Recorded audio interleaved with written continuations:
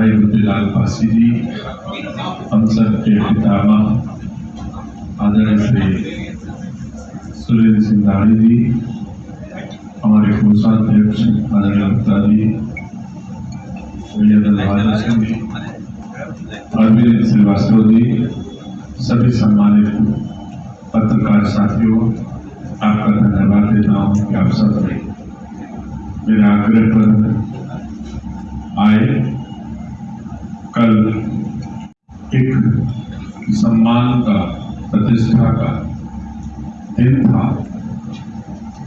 रायबरेली में लोकसभा के चुनाव के लिए मतदान हुआ।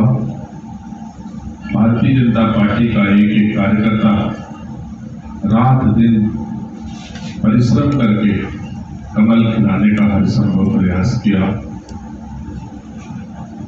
मेरे व्यक्तिगत सुचिंतक रायबरेली के पंचायत प्रतिनिधिगणों ने खूब मेहनत परिश्रम किया। मैं इसके लिए अपने सभी उन साथियों का जिन्होंने बिना थके बिना रुके परिश्रम किया, सबका हृदय से धन्यवाद देता हूँ। धन्यवाद देता हूँ रायबरेली की जनता जनार्दन को, जिन्होंने अपने बेटे को आशीर्वाद दिया, शुभकामनाएं दी।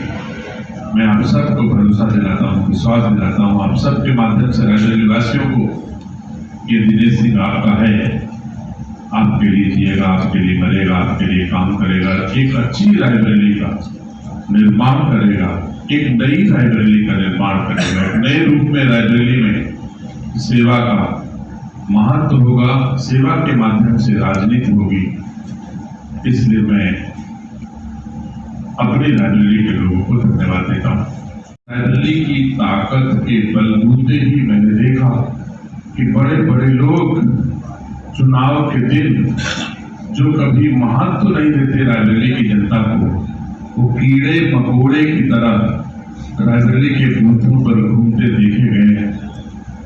सम्मानित साथियों, ये जनता की ताकत है, ये जनता का बल है। तमाम तरह से प्रायोजित प्रयास भी किए गए। मुझे दुख है, कोशिश राहुल गांधी जी ने ऐसे किया कि मेरे खिलाफ उन्होंने आरोप लगाया कि मैंने जनता को धमकाया, जबकि पूरा रायबरेली निवासी जानता है कि दिनेश सिंह ने अपने जीवन में और कुछ भी किया हो, मैंने किसी को जीवन में धमकाया नहीं, किसी का अपमान नहीं किया। विनम्रता के साथ, मेहनत और परिश्रम के साथ मैंने रायबरेली वासियों की सेवा की है। यह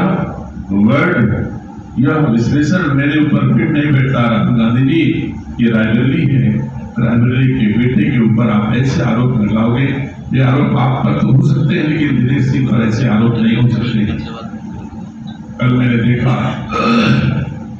कांग्रेस के कुछ लोग अपने एक गांव में, जिसमें समाजवादी पार्टी के मतदाता थे, उनको सवेरे से भड़काया और प्रायोजित तरीके से हथकंडा अपनाया। फिर राहुल गांधी आवे तो आप लोग वोट डालिए, जबकि मैं स्वयं मैनोपुर गांव गया, जहां लोग किस वजह से नाराजगी जानने का मैंने प्रयास किया। बोले मेरे गांव में सड़क नहीं बन रही है, जबकि मेरे द्वारा उस गांव में गिट्टी भी गिर चुकी है और नाली का निर्माण प्रारंभ हो चुका था, काम शुरू है।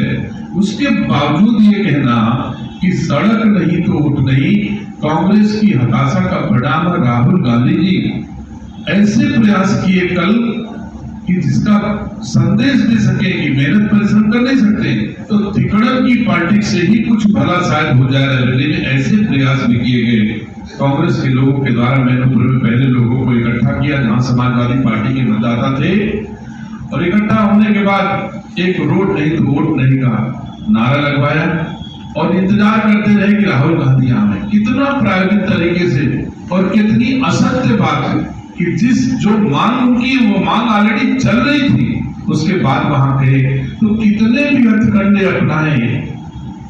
चुनाव के दिन पोलिंग पर सेल्फी खिंचवा सकते हो, बड़े बुजुर्गों के पैर नहीं छू सकते हो, दिनेश सिंह बड़े बुजुर्गों के चरणों में 90 डिग्री झुक करके सम्मान देता है। केवल चुनाव के दिन नहीं, जीवन भर जब से जिया हूं तब से मैंने यही काम करता आया हूं। आप सेल्फी खिंचवा के उतरना चाहते हो रायबरेली के लोग, अब सेल्फी पर भरोसा नहीं, हाथ हिलाने पर भरोसा नहीं, टाटा बाय बाय पर भरोसा नहीं करते हैं।